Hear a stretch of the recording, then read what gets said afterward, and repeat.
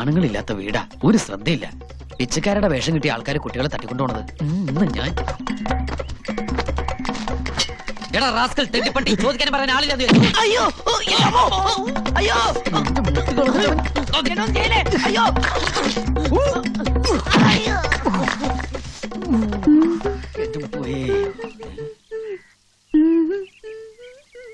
കാണാഭാഗത്തെ മറകിനിപ്പോ ചന്തം കൂടി ഉണ്ടാവോ? ഒന്ന് ഒളിഞ്ഞു നോക്കിയാലോ? അത് വേണ്ട, സ്വന്തം മുതലാരെങ്കിലും കട്ട് തിന്നു. എന്നാലും വ്യസന കട്ട് തിന്നല്ലാതെ എന്താ നിവർത്തി? 2 വർഷം മരുഭൂമി കിടന്നവന്റെ മാനസികാവസ്ഥ അവൾക്കെങ്കിലും മനസ്സിലാവും.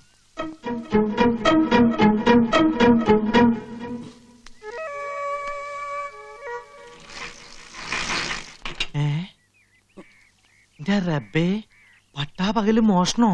അതും ബാത്റൂം മോഷണം. ഇവനെ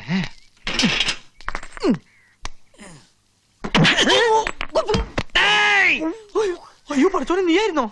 നല്ല ഉന്നം നടുവാണ് ഉദ്ദേശിച്ചത്. അതെ, അവിടെ തന്നെ കൊണ്ടു. താങ്ക്സ്. നീ എന്താ ഇവിടെ? ഞാനിപ്പോ എവിടെയാ? കുളിച്ചും കാണാൻ വന്നല്ലേ? അയ്യോ അല്ല, ഒരു പിച്ചക്കാരൻ ഇതിനകത്തുണ്ടാ? ഇതിനകത്തല്ല, പിച്ചക്കാരൻ ഞാൻ എറിഞ്ഞു ഓടിച്ചു.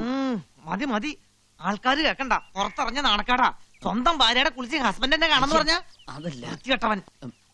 എന്റെ മോസൂട്ടി, നിനക്ക് എന്റെ മാനസികാവസ്ഥ മനസ്സിലാവില്ല.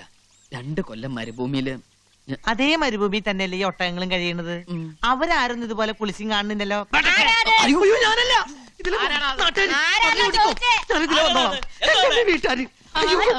ഒരു ഒട്ടക. ഒട്ടകോ? നിക്കടാ അവിടെ.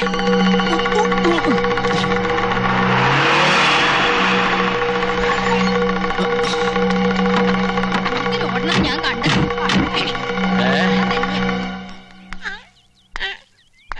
എന്താണ് ഒരു ബഹളം? നീയാ? എന്താ എന്താ? കലങ്ങി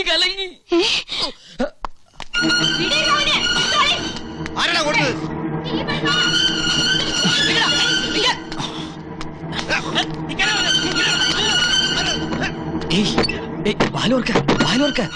ഞാനാ.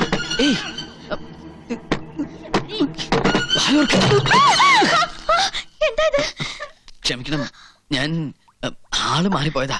നബീസ് ഒന്ന് വിചാരിച്ചു.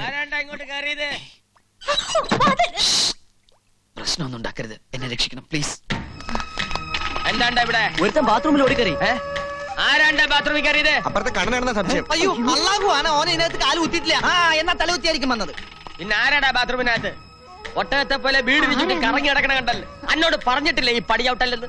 ഞാനല്ലേ ചവിട്ടിയത്, ഒട്ടകാണ് ചവിട്ടിയത്. അതിന്റെ അകത്ത് ആരാണെന്ന് അറിയാമോ? ആരാണ്? ആരാ അതാ ചോദിച്ചത്. ആരാണ്ടാ ബാത്റൂമിനകത്ത്? ആരാണ്ട ബാത്റൂമിനകത്ത്? തുറക്കടാ. ഇറങ്ങി വരാൻ. ചവിട്ടി പൊളിക്കും കേട്ടാ. ഇറങ്ങി വരാനാണ് പറഞ്ഞത്. ആരണയില്ലേ? നമ്മടെ സംശയം ശരിയായി. ഇറങ്ങി പാടി.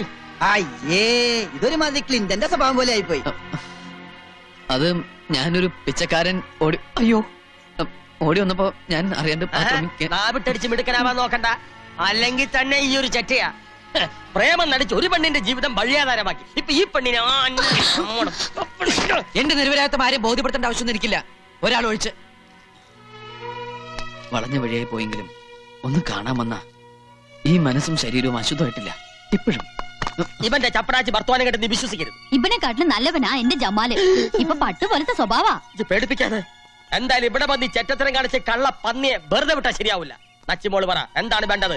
ഇവനെ തല്ലണ കൊല്ലണ? എനിക്ക് വേണ്ടി ആരെയും തല്ലിയും കൊല്ലിയും ഒന്നും വേണ്ട. എല്ലാവരും എനിക്കറിയാം. കേട്ടില്ലേ? താൻ എത്ര കാരണം പറഞ്ഞാലും ഓളുടെ മനസ്സ് അത് ഇപ്പോഴും കണ്ണന്റെ ഇല്ല. ഞാൻ വരും, എന്റെ നബീസിനെ കൊണ്ടുപോകും.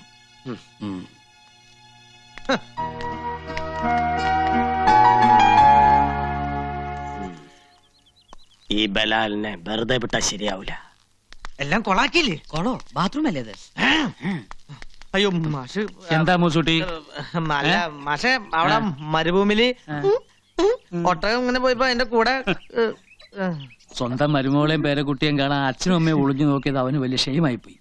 കണ്ടവന്റെ ബാത്റൂമിൽ കയറി ഒളിച്ചിരിക്കുന്ന ഷെയിമല്ലല്ലേടാ? അല്ല മുസുട്ടി, അത് ആക്ച്വലി അല്ല ആക്ച്വലി ഒരു തഴുമൻ ബളകം. അമ്മ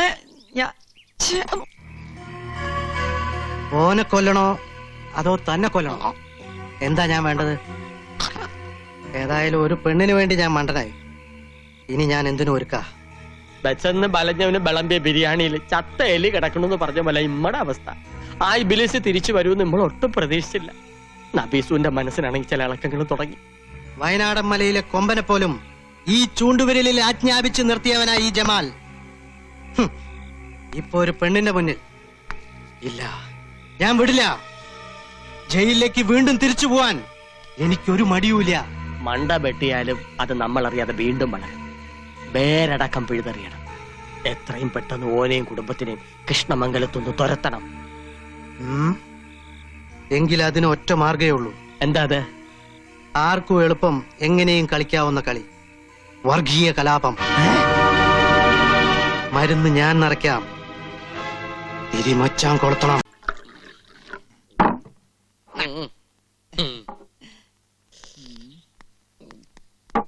അതാ ഈ ശൈത്താൻ എപ്പോ തുറന്നു വിട്ടത്?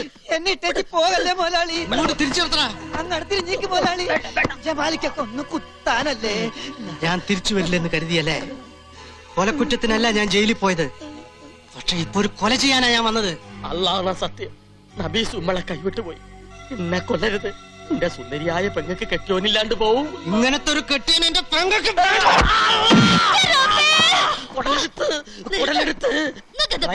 പിടിച്ചു കൊടുത്ത് റൗഡി മച്ചായം കുടലെടുത്ത്. ജയിലിൽ നിന്ന് ഓന്റെ കത്ത് വന്ന പിന്നെ തുടങ്ങിയതാണല്ലോ നിങ്ങൾക്ക് പിരാന്ത്. ആ കത്തവിടെ എന്തിനാ? അത് കത്തിച്ച് കളഞ്ഞാലേ നമുക്ക് ഇനി ഉറക്കം വരും. കത്തിച്ചിട്ടൊന്നും ഒരു കാര്യമില്ല. വായിച്ചില്ലേ? ജമാലിന്റെ മനസ്സിൽ ഇപ്പോഴും നബീസ് തന്നെയാ. വാശി പിടിച്ച ഉടുമ്പിന്റെ സ്വഭാവ ഓന്. ഒന്ന് കെട്ടിയതായാലും പെറ്റതായാലും ഓന് നബീസിനെ വേണം. ഇല്ലെങ്കി അള്ളാണ് സത്യം, ഓ നിങ്ങളെ തട്ട്. സമയം 1:30 കഴിഞ്ഞു. ഇജ്ജ് വിഷമിക്കാണ്ടിരിക്ക്, നബീസ് വരും. അകത്തുനിന്ന് ഓരോരുത്തർ കുശൂഷിക്കാൻ തുടങ്ങി. അത് ഇറച്ചിയുടെ മണം പിടിച്ചിട്ടാവും. ബിരിയാണി അകത്ത് ചെല്ലുമ്പോ എല്ലാം നിർത്തിക്കോളും. അതല്ലെന്ന്, നബീസ് വരില്ലെന്നാ എല്ലാരും പറയണത്. ഓ, ഇക്ക വിളിച്ചാ ഓള് വരും. ജമാല് ജമാല് ഇല്ലെങ്കിൽ എല്ലാവർക്കും കൂടി ബസം പീങ്ങി ഇങ്ങ് ചാവ. ഒരിക്കൽ കല്യാണ പന്തൽ വെച്ച് നാണോ മാനവും കളഞ്ഞു കുളിച്ചതാണ്. ഇപ്പതേ വീണ്ടും ആൾക്കാരെ ക്ഷണിച്ചു വരുത്തിയിരിക്കുന്നു. ഇക്ക അവളെ ഒന്ന് വിളിക്ക്.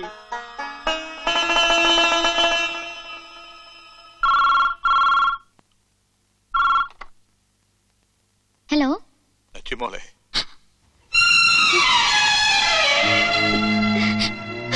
വല്യമ്മ. നീ വരില്ല അല്ലേ? അനക്ക് വേണ്ടിയല്ലേ ഈ വല്യമ്മാമ ഇത് നടന്നത്? എന്റെ നെഞ്ചിലെ ചൂടേറ്റ് വളർന്ന മോളാ നീ. ആ നെഞ്ചിൽ തന്നെയാ നീ വീണ്ടും വീണ്ടും കുത്തണത്. വേണ്ട, എന്റെ മോള് വരണ്ട. പക്ഷെ ഈ ചടങ്ങിൽ വന്നില്ലെങ്കിൽ നിന്റെ വല്യമ്മാമയുടെ മയ്യത്ത് കാണാൻ എന്റെ മോള് വരേണ്ടി വരും.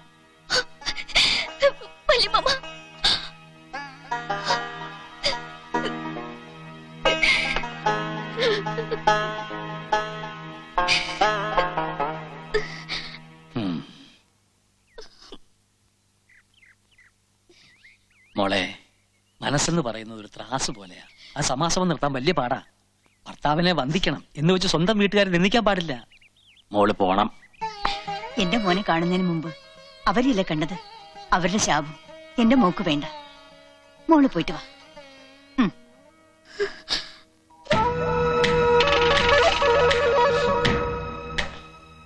നബീസ് എന്ത് ചെയ്യണ്? ഹാജിക്കാന്റെ അടുത്തുണ്ട്.